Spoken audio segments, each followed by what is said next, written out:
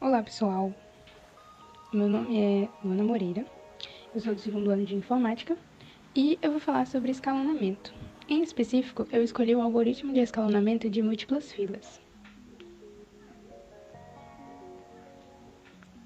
Vou começar falando um pouquinho sobre o que são processos. Um processo, ele é basicamente um programa em execução. Por exemplo, se eu abrir o Google Chrome na minha barra de ferramentas 2 vezes, eu vou ter um programa aberto e 2 processos abertos. Um processo é basicamente como o sistema vê o programa e como ele possibilita a execução desse programa. A gente tem algumas características para os processos. Por exemplo, um processo ele pode ser de primeiro plano ou de segundo plano. O processo de primeiro plano são aqueles processos que são diretos com o usuário, são processos específicos. Por exemplo, iniciar um programa ou ler um arquivo. Já os processos de segundo plano, também conhecidos como background, são processos genéricos com funções que não dependem dos usuários, como servidores de e-mail e de impressão. Outra característica dos processos é se eles forem CPU-bound ou IO-bound. O CPU-bound é basicamente quando o processo usa mais o processador do que um dispositivo de entrada e saída. E o IO-bound é o contrário, é quando ele usa mais dispositivo de entrada e saída do que o processador. O ideal é que em cada sistema, haja um balanceamento entre os processos. É bom que tenha o mesmo tanto, assim, balanceado dos dois para que não fique muito desigual. Um processo, ele pode ter 3 estados. O primeiro é executando, que é quando ele está usando o processador de verdade. O segundo é bloqueado, que é quando ele não consegue ser executado porque ele está esperando algo externo. No caso, ele faz uma requisição de dispositivo de entrada e saída, e aí ele precisa esperar que essa requisição seja feita para ele poder voltar a ser executado. E o terceiro é o estado de pronto, que é quando ele está ali esperando no cantinho dele só para ele ter o acesso ao processador. Vou falar agora sobre escalonamento. O escalonamento é o módulo do sistema que vai selecionar o próximo processo que vai utilizar o processador. Dentro desse escalonamento, a gente tem o despachante e o escalonador. O despachante funciona assim. Imagina que tem um processo sendo executado e esse processo 1 ele vai ter que ser pausado porque um processo 2 com maior prioridade precisa ser executado naquele momento.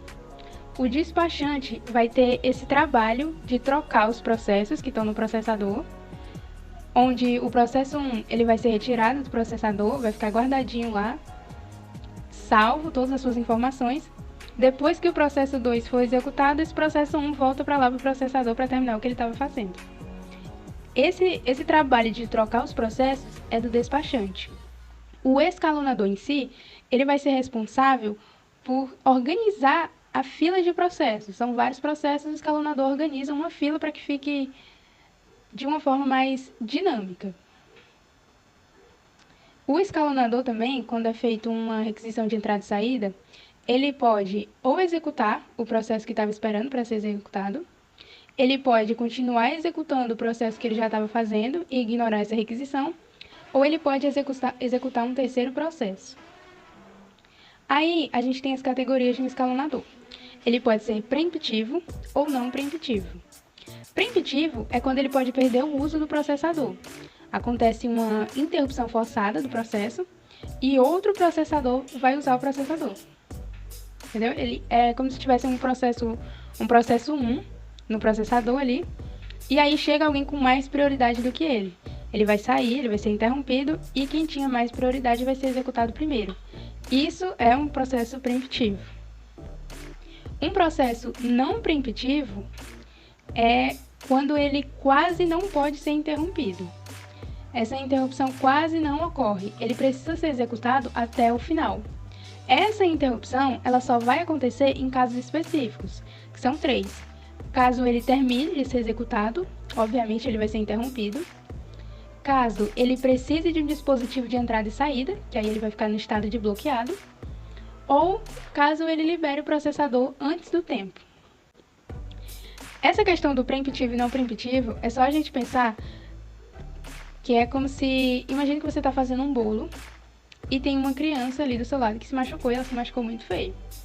No preemptivo, você para de fazer o bolo, salva lá, né? Você deixa lá o bolo guardadinho e vai ajudar a criança. No não preemptivo, você continua fazendo o bolo e simplesmente ignora a criança chorando. É mais ou menos isso. Antes de eu falar sobre o algoritmo que eu escolhi, eu queria falar sobre mais ou menos o que é um algoritmo de escalonamento. É como se fossem formas diferentes de organizar uma fila de processos. A gente tem vários processos e cada um precisa passar um tempo no processador. Todo mundo tem direito a esse tempo. Para isso, ele vai ser organizado numa fila. A fila de um refeitório, por exemplo, ela pode ser organizada de várias formas. Ela pode ser organizada por ordem de chegada, por ordem de chamada, pode ser organizada por ordem alfabética, existem várias formas. Podem ser organizadas, por exemplo, numa escola, por turmas. Essas várias formas de organizar uma fila é como se cada uma fosse um algoritmo de escalonamento. Eu escolhi falar sobre múltiplas filas porque eu acredito que seja o algoritmo mais completo, pelo menos dos que eu estudei é. Ele é preemptivo, ou seja, ele pode ser interrompido em algum momento. Esse algoritmo ele vai usar filas de processos e cada fila tem um nível de prioridade. Cada fila ela pode ter um algoritmo diferente.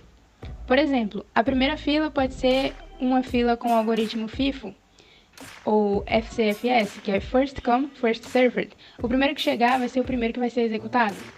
Aí na segunda fila ele já pode usar um método Round Robin, que é o escalonamento circular, que é ele vai fazendo um rodízio dos processos para que cada um tenha o mesmo tempo no processador. Podem ser vários processos diferentes, um em cada fila. As propriedades, as prioridades que são usadas para organizar essas filas podem ser tipos de processo, o tempo que ele vai precisar no processador, o acesso de entrada e saída, o tamanho da memória, entre outros. Dentro das múltiplas filas, a gente vai ter o agendamento de processos, que é como se cada processo ele vai ser atribuído a uma fila. E ele não pode ser transferido para nenhuma outra fila, ele vai ficar naquela fila que ele foi atribuído. Para o processo de uma fila ser executado, todas as filas que estiverem acima dele precisam estar vazias. Aquelas que são de maior prioridade, que vão ser as primeiras executadas, precisam estar vazias para que as de menor prioridade sejam executadas. Esse algoritmo ele tem muitos benefícios. Por exemplo, ele aumenta a utilização da CPU, ela não vai correr risco de ficar ociosa, ele vai maximizar o throughput, que é basicamente mais processos vão ser executados em determinado tempo, ele vai processar mais.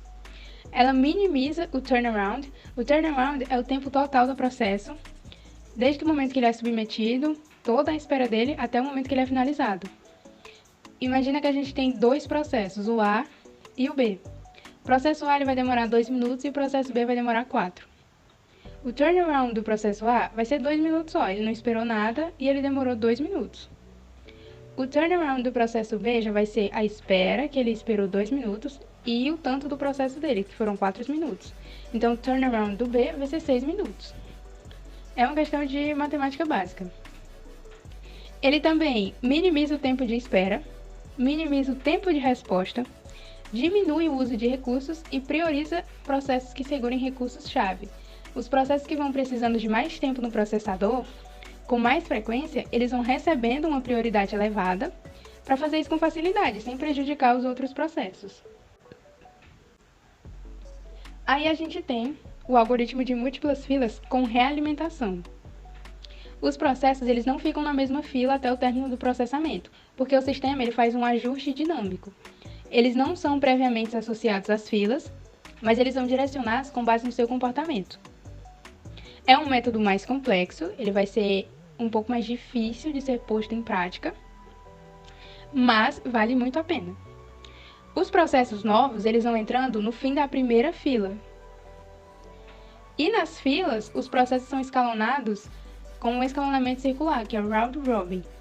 Esse escalonamento circular, ele funciona com uma quantidade de tempo pré-determinada, que pode ser chamada de quantum. É o tempo que eles vão passar no processador. Na primeira fila, o quantum é 1. Na segunda fila, ele é 2. Na terceira fila, ele é 4. E vai duplicando sucessivamente. Os processos, eles se iniciam na primeira fila e se a quantidade de tempo que eles receberem naquela primeira fila não for o suficiente para eles serem executados por completo, ele vai ser suspenso e direcionado para a próxima fila. Na próxima fila, que é a fila abaixo, a quantidade de tempo vai aumentar e a prioridade vai diminuir. É inversamente proporcional. Quanto maior a prioridade, menos tempo ele vai passar no processador. E quanto menor for a prioridade, mais tempo ele vai passar no processador. A próxima fila, ela não pode ser escolhida a menos que as filas anteriores estejam vazias.